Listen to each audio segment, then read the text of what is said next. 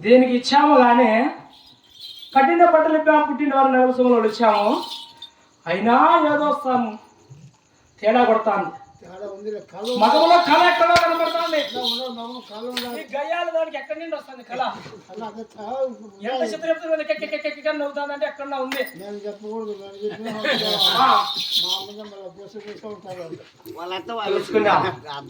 ఎక్కడుందిరా కళ్ళ పూలు